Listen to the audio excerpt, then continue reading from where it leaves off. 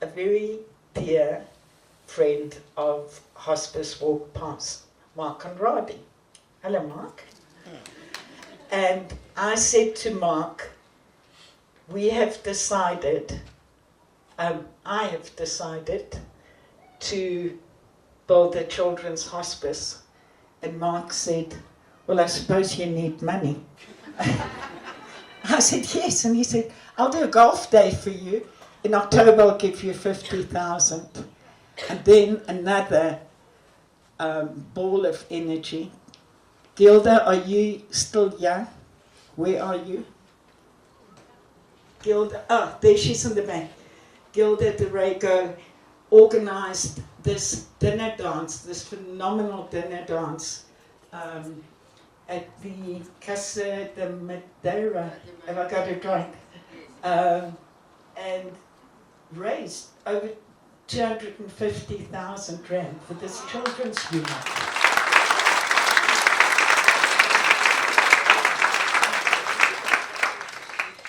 And then it just took on a life of its own.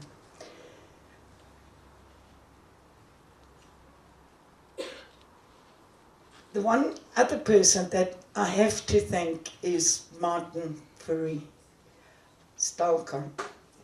He is so patient with Margie. She challenges him the whole time. And they shout at one another. But Martin really guided us through this phenomenal project. He held our hands, he advised us, and he was really very patient with us. Thank you, Martin. It's a beautiful, beautiful building.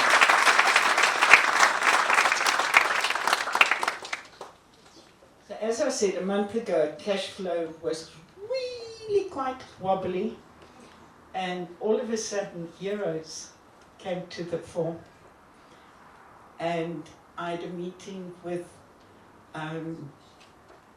creative design who help us.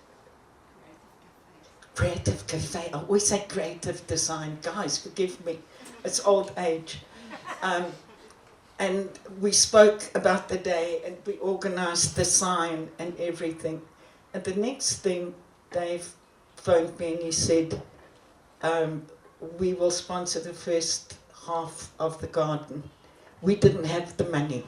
So the beautiful garden that you've seen outside, it's not only Dave and his team did it, the other side was done by Nevada Group, and Cornelia did the back garden, and I hope you get to see the child friendliness of the garden. And after that, now I'm not going to say any more thank yous, okay, or acknowledge anybody, because tonight is about palliative care. When Mariette Mika, her little daughter, is the child that we're naming this facility after. Just after her little one died, she had this massive tea in aid of Stepping Stone. And I remembered the guest speaker spoke about how she'd been diagnosed with cancer, and she prayed that she was healed, and she was.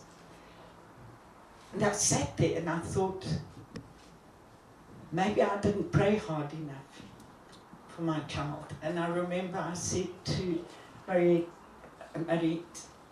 I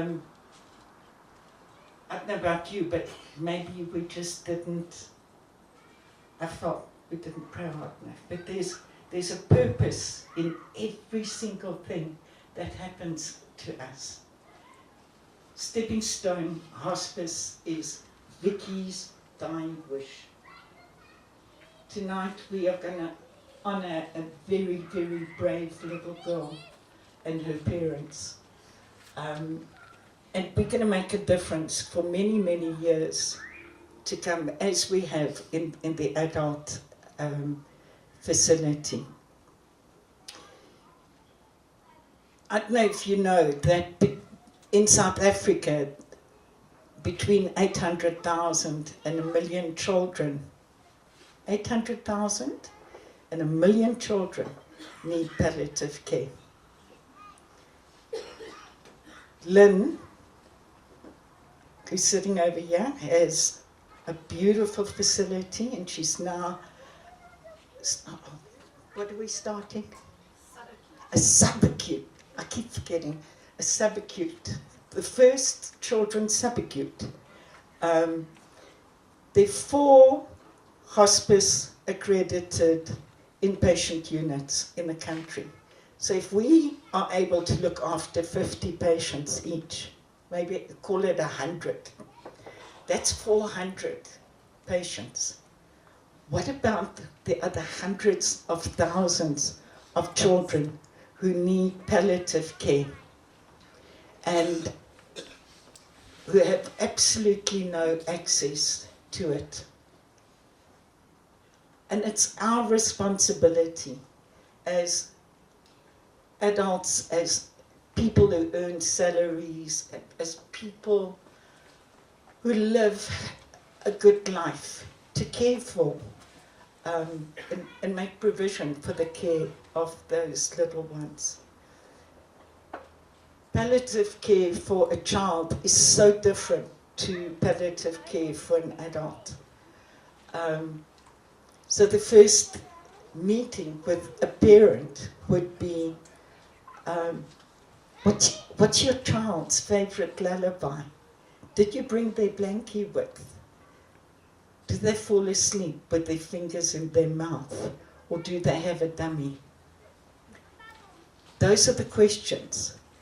We, as Mariki said, we can care for the child. When Vicky was dying, at one stage, late in the trajectory of her life, she said to me, Mommy, aren't you sad that I'm dying? And I said, of course I am. And she said, you never cry. And I said, I cry when I'm on my own. And she felt that I didn't care enough. And my main aim was to look after her. I didn't want anybody to touch her. I didn't believe that anybody could look after her the way I did. And I deprived her of the most important thing that she needed. She needed a mother. We could have paid for a caregiver. We could have had hospice. We did get hospice in. And it did enable me to become the mother that she needed. And this is what we offer this community.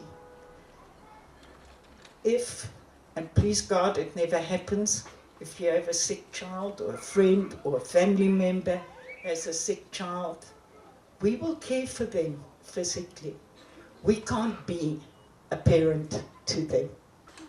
So we're very, very, very, very, very proud to announce Project 2. The land next door, we would planning stages. I can see Barbara. I mean, she says I scare her. We're in the planning stages and talking to an architect to develop that into an inpatient unit with offices and eventually our training center.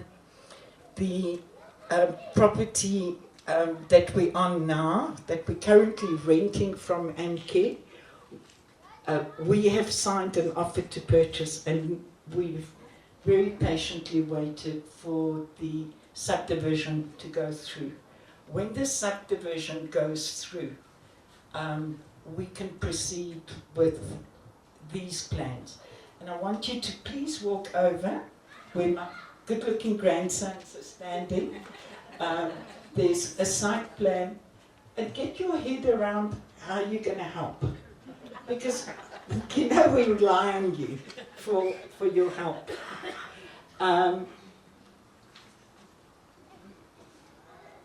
The facility in Heidelberg Road on Amcare's premises will become our pre-terminal section.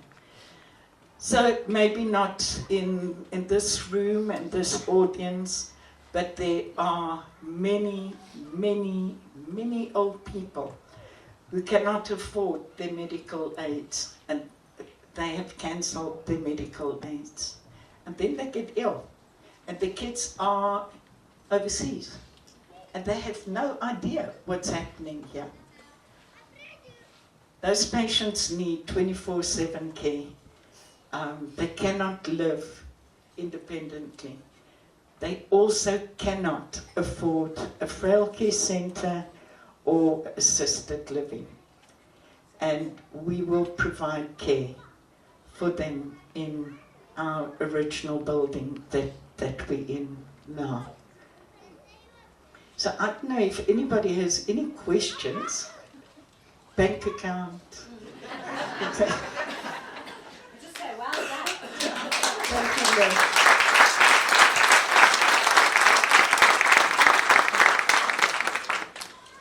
So we're going to ask Marie Beaker to come forward and talk to us.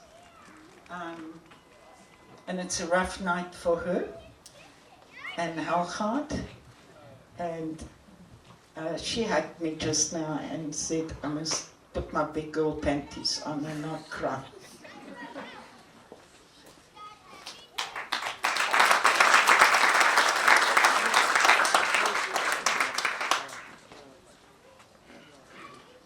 I have my home notes here, and mostly it says, do not cry, remember, do not cry. So, wow, I must say I'm so surprised, about the turnout tonight. And ladies and gentlemen, it's just amazing. I am utterly amazed, time after time again, about what this unit actually achieves. And how God actually stands in the gap for them and always comes through. Many of us have looked forward to this unit, the opening of this unit, for so long. And I want to thank Hospice for honouring Martelise's memory in this way. It is such a privilege to be part of this journey. Ladies and gentlemen, we live in an age of such narcissism, it's basically the age of me. My life, my happiness, my joy, my fulfillment, my career, my money. Let my will be done. While God actually calls us to a different type of life, of one of loving, of caring for others, and of putting others before ourselves, to a life of humility.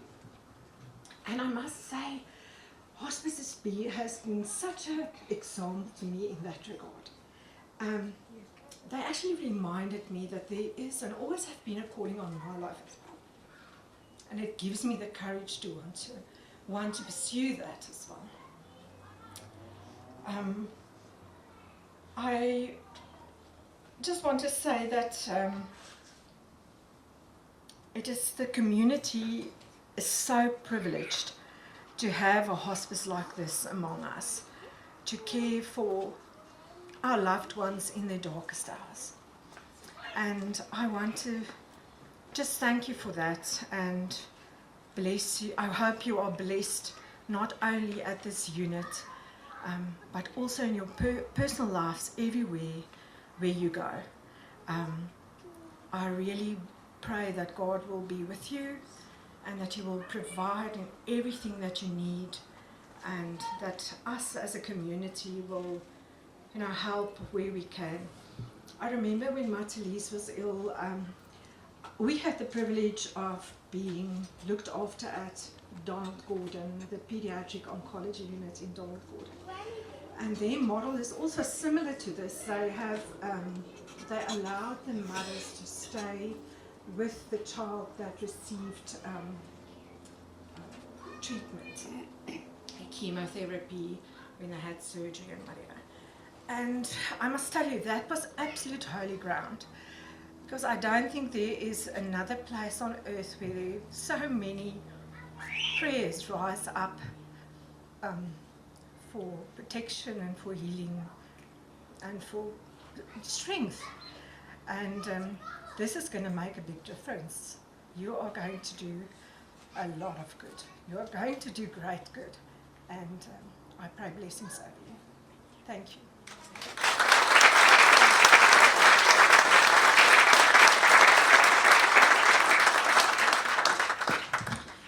So what we're going to do now is we're going to move towards the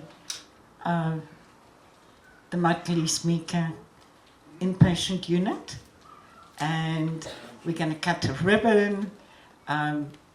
Dr. Vernon van Wyk is going to do a blessing on the building, and then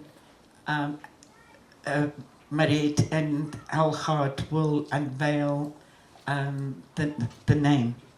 So we ask you to join us and look at the garden as you walk past. It's really such a haven. And then we can come back and have soup and sherry again.